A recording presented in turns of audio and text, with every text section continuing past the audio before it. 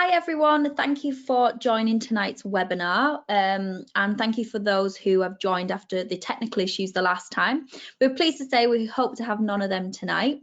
So I'm Vanessa, I am the UK manager for Erchonia, of those who don't know me. And tonight we're joined by Sanna. So Sanna is the owner of the Human Recharge Clinic in Sweden and has been using our lasers now for a number of years.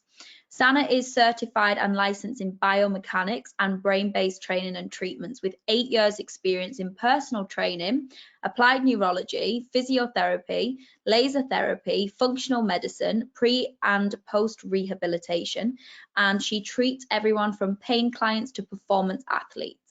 So tonight, Sanna is going to give you a rundown as to how to treat the brain and why it should be so simple and yet so advanced, and share with you her wealth of knowledge. So I'm going to pass you over to Sanna, and I hope you guys enjoy the webinar.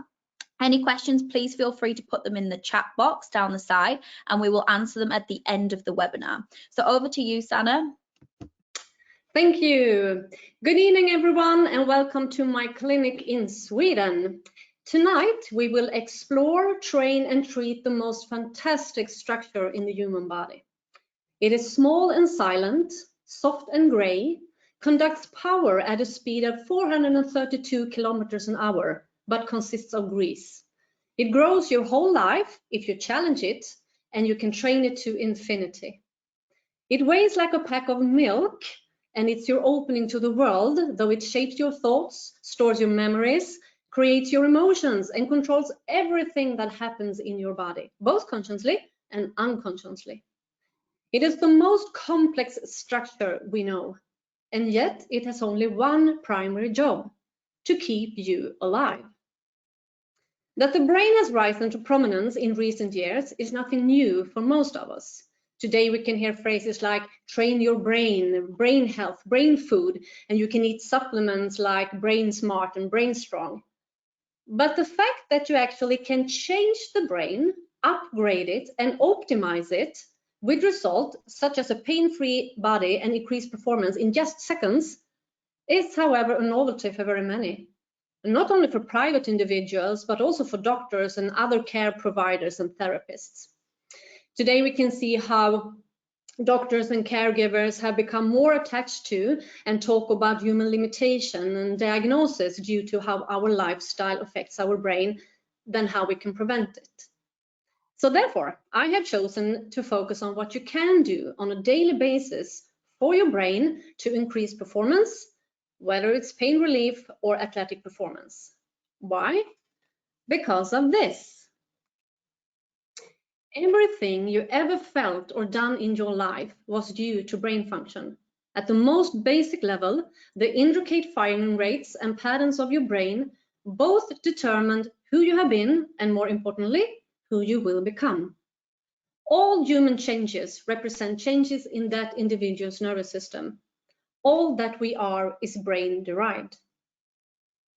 With this in mind, the question arises, shouldn't the end result of everything you do, exercise, rehabilitation, pain relief treatments, or athletic performance, be a reflection on whether you have optimized your brain or not? Maybe that idea was new to you. A world-famous neurologist, the name Carol Lewis, once said, "He who treats the side of pain is lost, and more tragically, so is his patient." In other words, stop chasing pain. Despite all the new science that the brain is the center of increased function in the body, doctors and caregivers and trainers still tend to chase symptoms and pain with treatments in the area where the pain are or with painkillers, and the client rarely get the result they want. Dr. Carol Lewis continued, "We should keep an open mind to new ideas that sometimes show that what we learned and believed in the past was wrong. When new discoveries are made, new truths are discovered. The institutions must also be developed to keep pace with the times." Research is advancing, and we are becoming increasingly aware of the importance of the brain and the nervous system as a center for healing and performance. But it's not always so easy to interpret and understand the research, and above all, how to apply it. So let's simplify. Let's follow the predetermined pattern, the simple pattern of the brain, which use when they create performance, and at the meantime get answer to these questions. Why should we focus on the brain and the nervous system? How is the brain responsible? How is the brain the center for healing and performance? How does the brain work? How can we change the brain, upgrade it and optimize it? And what does that mean for our overall health? So, are you ready? First of all, we need to find out why we should focus on the brain and the nervous system. First, it's the governing system. The entire nervous system controls all the other body system and is responsible for coordinating every movement and action your body makes. It is the fastest system. The signals in your nervous system travels at a speed at 432 kilometers an hour. It's 120 meters per second. Consider the sprinter at the starting line. The reception and perception of the crack of the starter's gun, the decision to begin running, issuing of the movement commands, and generating muscle force to start running involve a network that begins in the brainstem and travels through numerous structures of the nervous system before reaching the muscles of the legs. And all that can happen in literally half the time of a blink of an eye. It's also the most stable system and plastic system. The nervous system triggers responses to bring the system back into the normal range of functioning, with the ability to change its activity in response to internal or external stimuli by reorganizing its structure, functions, and connections. It's a really cool system. So now when we know why we should target the brain and the nervous system, let's find out how the brain actually works in a simplified way. This is your brain, meaning this is you. Your brain has three primary tasks. First of all, it has to receive inputs.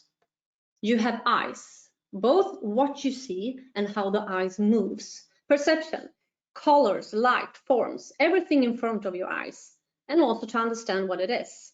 We have 6 layers of perception. The movement, your eye's ability to actually fixate, follow targets, depth vision, peripheral vision, etc. It's actually a lot of things going on with your eyes you even don't know about. You have a nose, and that actually is the cranial nerve 1 to actually being able to smell. But not only smell, you also need to identify the smell if it's actually something that's not good for you in the environment, and also where the smell comes from. We have the mouth. A lot of receptors in the mouth actually tell us what kind of texture it is, but also what its taste.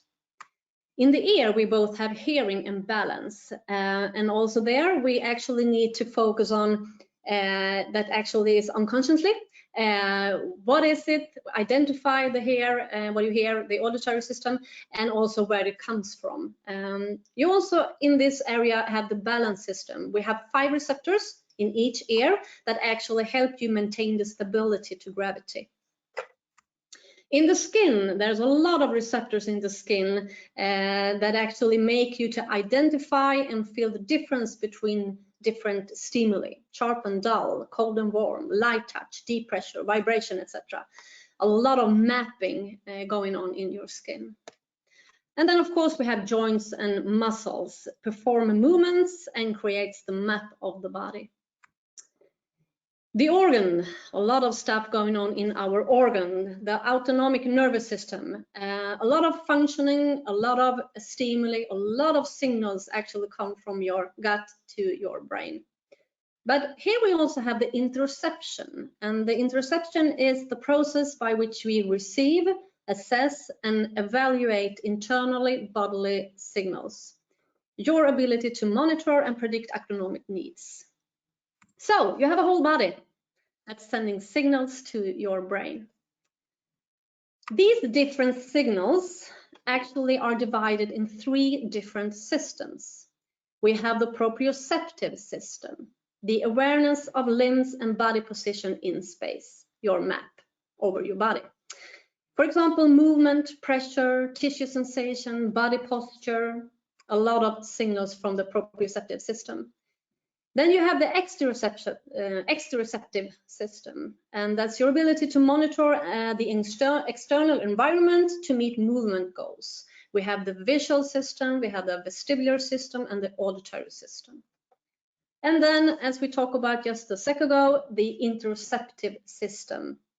And you also have your ability to feel your heart rate, respiration, visceral organs, thermoregulation, sense of ownership, your awareness of bodily sensations and feelings.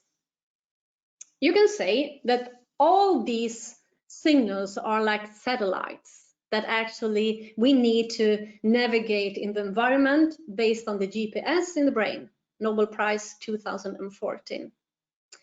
And all these different signals and these three systems actually have different places or centers in the brain. We have the frontal lobe, the conscious part of the brain. Here we have, for example, voluntary movement. We have the peripheral lobe, sensory, the receptors in the skin. But of course, a lot of other stuff going on in these different lobes too. Frontal lobe and the peripheral lobe create the proprioceptive system where you are in space. Then you have the occipital lobe. Together with the midbrain and the brainstem, we have the visual system, and both perception and eye movement that we talk about. Temporal lobe, auditory system, and together with pons in the brainstem, we also have the balance system. So the occipital lobe and the temporal lobe create the exteroceptive system. And then the insular lobe, and there we have the interoceptive system. And also the integration between proprioceptive and exteroceptive, so they actually can work together and fulfill the movement goals. And the quality of all these signals and all these different areas are really, really important. Why?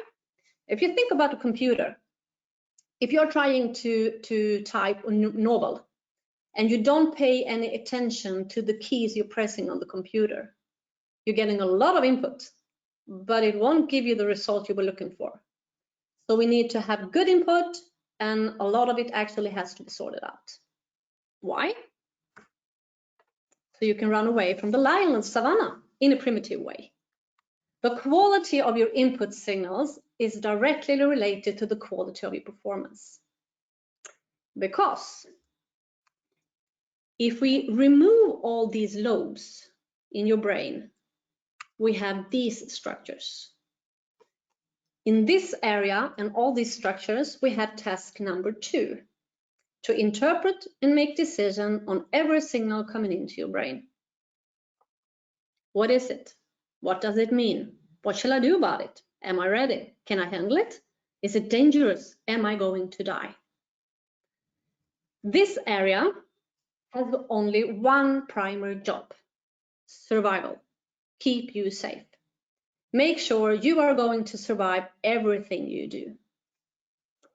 This survival processing in the human brain can be summed into 2 words: pattern recognition. Your brain is predictive in nature. It has to be. The better you can recognize, I know what it is, I understand what it means, I know what I should do about it, I am ready, I can handle it, it's not dangerous, I'm not going to die. The faster and better result you will get in your performance, right here, right now, according to the SAID principle. And to create an output. This output is a response in muscles, reflexes, visual system, balance stability, sympathetic, parasympathetic balance. The quality of that output is dependent on the quality of the input. And as you can see on the pictures, the first picture on the left, someone actually haven't got so good input signals, so the performance was not so good. But as we can see on the right picture, we have a really good performance in all those systems: proprioceptive, the mapping of the body, exteroceptive, the visual and the depth vision to actually catch the ball. And we have the midline stability, so you actually can hold the baby at the meantime. And we have the interoceptive system, which means that what you feel, that she actually can do it also what she can do in real life. So cool. So if your brain can't make a good decision because of a bad or a weak signal coming into your brain, that becomes a threat to your survival and create a reaction signal. This will be shown in performance: reduced strength in a deadlift, reduced mobility in a golf swing, fewer hits on the tennis play, and over time lead to pain due to compensations for your eyes or balance system because they are too weak to maintain that function. For example, you do not hit the ball because your eyes cannot do a distance assessment. You think the ball is closer than it is. Or you do not get enough strength in the golf swing. The brain is holding you back because it knows that if it gives you full power, you will fall to the ground, for your balance and the center line is too weak. So good input signals create a pain-free, strong performance with great balance and movement. So in a primitive way, your brain does not care how much you can lift, how fast you can run, what you eat, or where you are. It only cares if you survive the attempt. So this predetermined pattern, input signals, interpretation, decision, output signals, decides your everyday performance. And it's also a multifunctional system. Given the structures that exist in the area that will handle this process of interpretation and decision, it can create change in the entire physiological map in your body on all levels. And this is 100% real. It must be, because this is a warning system based on brain's first job, keep you alive. So pain is produced when the brain perceives that you, physically or mentally, are in danger. It can be bad signals, to few signals, to many signals, or lack of signals, and action is required. Pain should then be seen as an action signal. And this action signal can be any symptoms you have in your body. It can be pain, it hurts, but it can also be dizziness or brain fog or tiredness or motion sickness or memory loss, weird stuff going on in your body. And this survival system is monitoring 24/7. The only way to decrease the threat or the action signal, pain signal in this area, who creates the decision, interpretation decision thing, is to increase the quality of the input signal in this area. These different areas are called first brain and second brain. The first brain, it's more defined as an older and non-reasoning part of the brain. As a gatekeeper, it responds immediately with protective action. It processes the input precognitively and passes it on to the new brain or second brain for cognitive processing.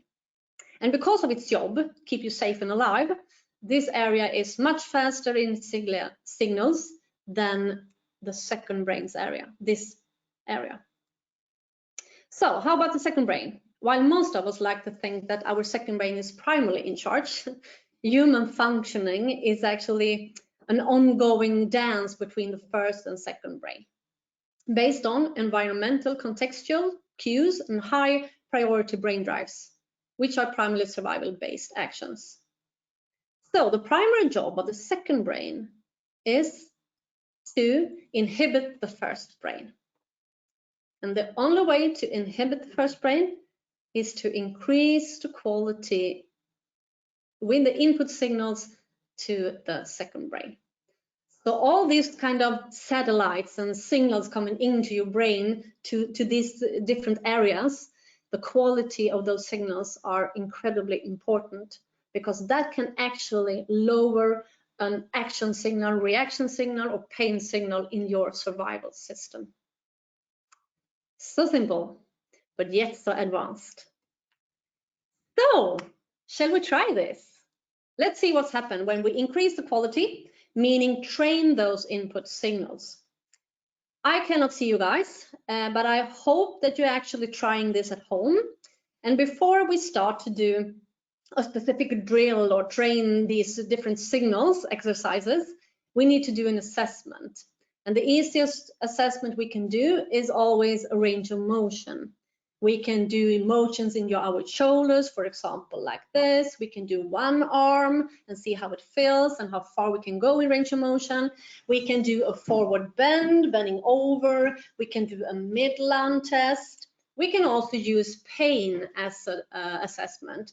So if you have pain somewhere, maybe in a movement, on shoulder or knee or hand or something, do a range of motion, a movement in that area and see how much pain on a scale 1 to 10 do you actually have. So for example, I go here and I can actually feel it's like a 6, 7 maybe. Okay, I do it over again, like 3 times, it's still a 6, for example.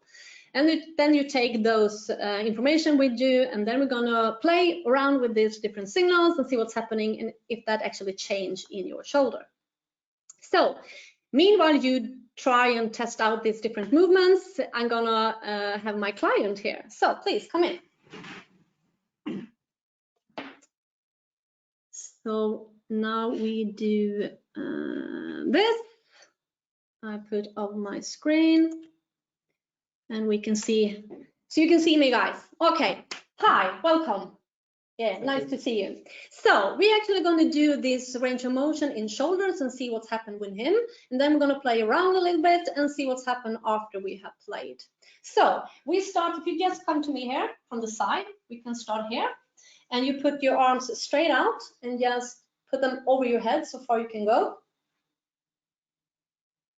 And you coming back again, down, straight arms. You can have your palms like that. Perfect. Do it again. Perfect, and go down. It's actually better today than the last time. You have trained. No. No. Again, do it again. So we can see how the head actually coming a little bit forward when he's up here, and also the pelvic is coming a little bit forward. Yeah, so he has some compensation in his body. We can do it from the in front of everyone like that. Perfect, do it again.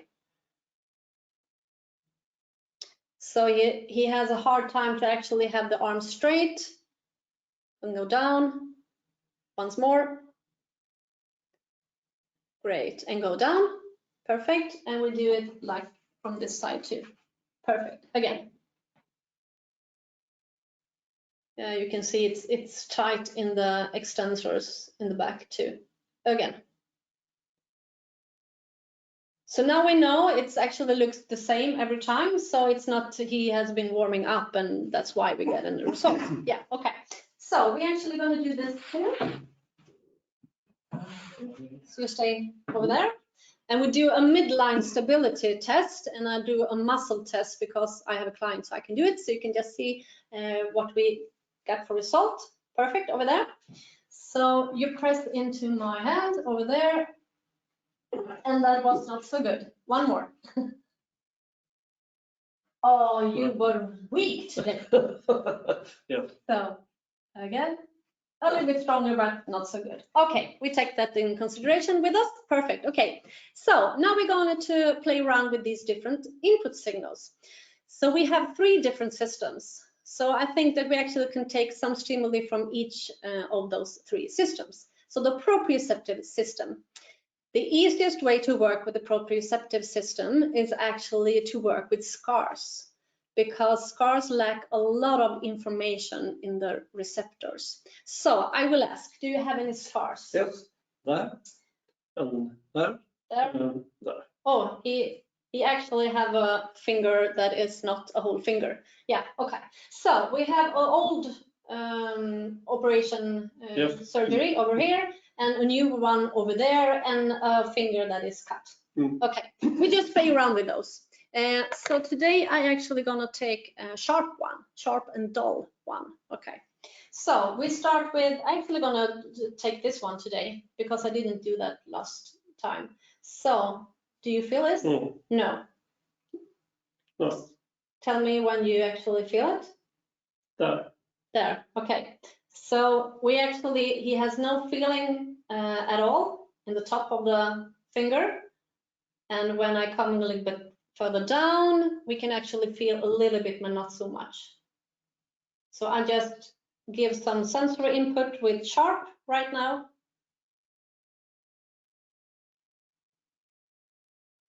Can you feel anything? No. No.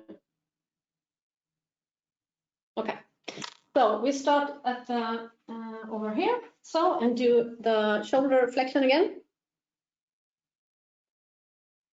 How did it feel? It's okay. Yeah, it's better. It's better. Yeah, so it's run more smoothly actually, a little bit further, and no compensation in his body. Do it again. Yeah, the arms actually more straight when you do it. Perfect. So you can come down and we do the midline stability test. And you press into my. Okay. That was really strong. Yeah, I was like flying away here. So this is actually something I will send you home. Yes, I think so. Pick on your fingers with something sharp. Yes, yeah. I hope you got some result at home. You can take any stimuli you want when you work with scars, because your goal is to actually educate the skin that it actually will feel the difference between sharp and dull and warm and cold, vibration and everything. So we can actually try vibration just because we have this one. Can you feel the vibration here? Yeah. Yeah, you can do that? Yes. Can you feel it here or actually in the bone? No, You can feel it in the bone or the skin down. Yeah. Okay. So vibration is a really good stimuli because it's novel. And we have one receptor that actually is responsible for vibration only. Then we have other receptors that is responsible for different stimuli, but one receptor is only vibration, so that's cool. Yeah, okay. So you can do it again from the side. Even better? Pretty much the same. Yeah. Okay, so we do this one again. Perfect.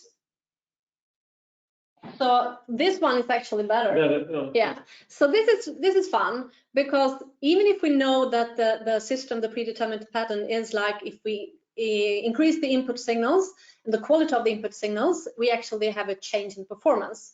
But sometimes the brain actually feel that this increased performance is actually not so good for you. So it doesn't mean that everything you do to increase the quality is good for you. So just play around with it. And this time we actually saw that the sharp one is better for my client. Yes, okay. So that was the proprioceptive. We did a new mapping over his finger and the brain was like, yay, better performance. So we see the exteroceptive system, and then we have the visual system, the auditory system, and the balance system. So let's see. We actually going to do gaze stabilization today. Yeah. So we can just you can have it. You can take that one and do it from the side. So we actually have a pen with a letter on, and you can just look at the pen, the letter, breathe. Don't forget to breathe. Yeah. Can you feel it? Is it clear? Yes. Yeah. Okay. So you can stand still in that spot. Actually, I could feel saw a little bit change in the extensor. Yeah. You can actually have the better posture when you did it. Yes. That was nice. Yeah. Cool. So that was the visual. A gaze stabilization. Just fixate the target, make it be acuity on it, breathe meanwhile you're doing it. And actually, this was like 8 seconds. So that actually changed a lot. The visual system is like 70 to 90% of all stimulus coming into your brain. So it's really important system. So we do the vagus nerve for interoceptive system. And the vagus nerve is innervate all the organs, take the information up to the insular lobe. So we can play around with the vagus nerve. Last time we did vibration, but today I actually gonna you actually gonna press your organ. Yeah. So we just put our fingers in the organ. You can do it. Breathe meanwhile you do it. It's not supposed to feel awkward or bad or hurt. So press a little bit less if that kind of feeling actually is up for you. So when you press the organ, the vagus nerve actually started to work and fire off to your brain. And the place the vagus nerve ran out from is the medulla, the lower part of the brainstem, and the medulla is responsible for flexor tone in your body. So if you have a pelvic that actually is a little bit in front of you, forward positioned, that actually can make a change in your pelvic just to press your organ. That's a really cool one. So if you just do the extension again and go down again. Oh, you actually are in the same spot. Okay. In your pelvis. Did you felt that? Yes. Yeah. So he actually didn't do the compensation in his pelvic when he did this, because if you are really tight in your back, it's always like you wanted to go further, but then your body's actually going in front of you. So that was actually a really good one. Cool, cool. So this is a neurocentric approach, which means we target the nervous system to make change in the performance. We change the movement, we change the posture, we change a lot of different biomechanical stuff, just targeting different areas in the brain. So that's really cool. But can we make a change in posture and in movement if we do a biomechanical approach? Let's try. So when we do biomechanical approach, it's always with joints and muscles. So we need to do a movement. Yeah. And the last time we did a movement in the shoulder. So we're actually going to do that again. So you can just put your arms straight, try to be that, and try to do circles in your shoulder. Yeah. Don't forget to breathe. Yeah. So this one is really hard for him. We can do from the side. So this one is he has a hard time to coming back and down when you do this, and the arms keep on just bending all the time. Yeah. So this is something he really needs to work on. Yes. Okay. So we do this again. And today I think it actually got worse. Did it? No, not a change today. No, we do the other one just to see if we can change it. Yes, and come down, and then you do this one. Yes. So if the brain actually feels like, I don't know what these kind of signals means, I don't understand them, they are too weak or too bad, that actually becoming a threat signal, a survival signal, and that actually can decrease a movement or output performance. So if you now you have done some movements, so we can do the test again. Yeah, that was actually better. A little bit better. Yep. A little bit, not so much, but a little bit better. Okay, cool. So of course we can do a change in the posture and movement and performance with a biomechanical approach. So what is the difference between a biomechanical approach and the neurocentric one? Let's find out. Then we go back to the slides and hopefully you can see them. Here we go. Perfect. All these different, let's see where I am. Perfect. Here we are. To create a pain-free, unrestricted movement, you have to have all these signals in order first in the sensory line. Sensory mapping, vision processing, integration, autonomics, auditory and vestibular processing, language recognition. Sensor before motor. Why? Because of this, the brain's feeding pattern. You have from the bottom to the top and back to the front. This means that the voluntary movement and the executive function are at the end station. So all these signals, let's see, all these signals in the sensory part need to be first in order to have a great performance.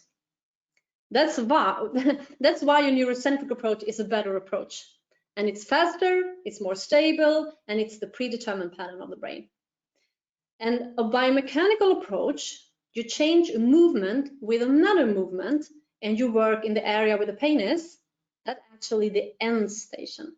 So if we can work all the sensory part first, the neurocentric parts first, we can actually have a change of performance in the movement and don't even do a movement. That's a really cool one. It's amazing brain we have. So the question everyone is waiting for, how do we integrate the low-level laser therapy into this predetermined pattern of the brain? Actually, it's really simple. Put the laser on the brain, do a brain balance, and begin every treatment at the governing system. And now you know why you should start with the brain balance. But the more knowledge you have about the different areas in the brain and the responsibilities, the more precise you can be according to a client's symptoms. For example, we played around with my client over here. We did a range of motion in his shoulder, and we can see that he was a little bit restricted. And then we did some drills and exercise for the nervous system. But if we think, which area in the brain is responsible for the shoulders and all the movement in this area? We have a couple. We saw and we have weak extensor tone in his back. And extensors tones is your pons in the brainstem responsible for. And he has a history of a balance issue because he had a lot of virus on the balance nerve. So I know that his pons actually are a little bit weak. We have worked a lot with it, so it's a huge difference right now. But I know maybe that is the issue to his weak extensor tone and restricted back, for example. The other approach you can do is the muscle and joints you're using in your arms when you do this kind of movements is the musculoskeletal system, and that is in the midbrain, the highest part of the brainstem, mesencephalon. And then we have the recruitment pattern for movements. So every time you move something in your body, that actually is your frontal lobe initiate the movement and go down to the brainstem, recruit the extensor and flexor and error correction, error detection, and timing, rhythm, and everything. And then the cerebellum actually execute the movement. So we have frontal lobe and cerebellum. So if we want to do a neurocentric approach with the laser to this kind of symptoms and problem he has, then we need to actually laser the brainstem, the cerebellum, and the frontal lobe. So let's see what's happened. Come on. Oh, we need to start it. So if you have a laser at home, of course, we start this right now. I should have done it before because a little bit take some time to do it. So we're going to actually do the movement again, and then we're going to laser the brainstem. And the brainstem we can laser actually from different areas. And then we're going to do the frontal lobe and the cerebellum and see what's happening.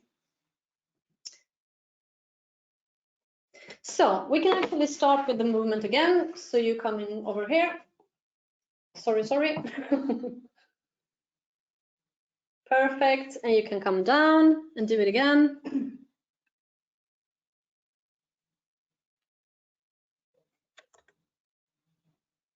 And you can put yourself in front of them and go down and up again. Yeah, you're still a little bit further than we start with, so that's great. Okay, perfect. We're going like this. And you press into my hand, and you are actually weak again. Yes, no. So now we start the laser and actually put the ordinary brain protocol on. So when we start with the brainstem, we have different areas of the brainstem. So if I want to go to the mesencephalon, the midbrain, I can actually go through my nose because it's a straight way to the midbrain. If I want to go to the lower part of the brain, it's like in the mouth. If I need to go to the flexors, the extensor part, which is pons, I can actually go from the ear. And of course, in this client's history, that would maybe be a good choice because he has a problem with balance system also. But we start with the midbrain. So we'll actually do, you can, yes, in the nose. So for how many seconds, how many minutes shall I actually do a treatment for the brain? It depends. It depends on the client. It depends on if you have, the client have done this before. So of course we can say, oh, do 1 minute, that will be enough. And we know that second actually can change a performance when we do the laser treatment. And sometimes we actually need to do like 8 minutes, 12 minutes on the whole brain balance when we do it. So you can do that one again.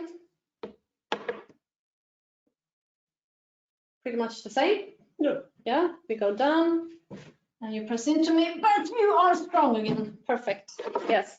So we're actually going to do the mid part of the brainstem, the pons, and work with the balance system.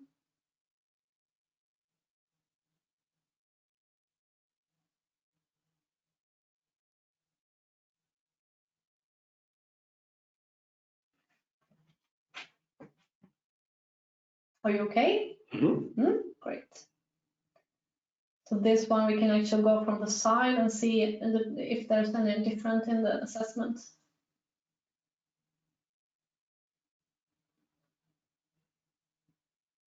So we can put you on the side over there and do this one again. Little better. A little bit better. Yeah, you felt that too, and I saw that too. Okay, so we can just put it perfect. You know what to do. And here's so strong. This is really a huge difference in the strength. So that was cool. Okay, so we can work with the brainstem from different areas. I'm going to show you a slide a little bit further ahead. But when we go to the frontal lobe and the cerebellum part, so the cerebellum is actually responsible for the accuracy, balance, and coordinate the movement. So we do you feel any difference between right or left shoulder in pain or restriction? No, a little bit less in that one? Okay. So when we do the cerebellum, it's the same side that we actually have the restriction or pain in it. So now we're actually going to do, we go from this side. So we do this side because he said that the right shoulder was a little bit less. So I'm actually going to change my, so the cerebellum has the frequency of 33. So I always, when I do the brain balance for the cerebellum, I always want to use 33 in frequencies. So in the meantime, you actually can do movement in this area. Yeah, and go down, so up and down.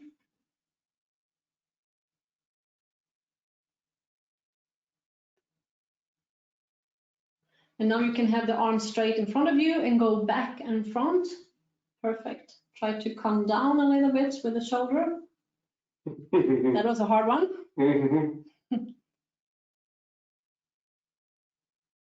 Yes. Okay, calm down. So you can stand over there. Stand so, and you can do this movement again. Did you feel any difference because it doesn't look like it? No. Is it pretty much the same? Well, Okay, okay, so nothing happened that was actually a huge change right now. So we go to the opposite side, because when we work with the recruitment pattern of movement, you have the same side, the cerebellum, and the opposite side, frontal lobe. So in this case, we need to do laser the left frontal lobe. So we actually do this.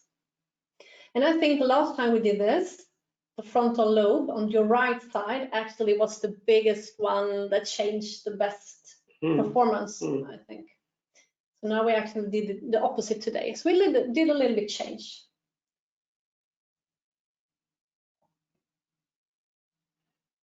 Do you feel any difference in your body when you have laser? No.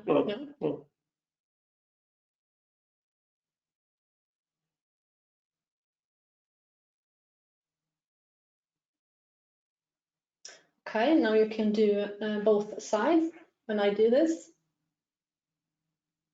And go down.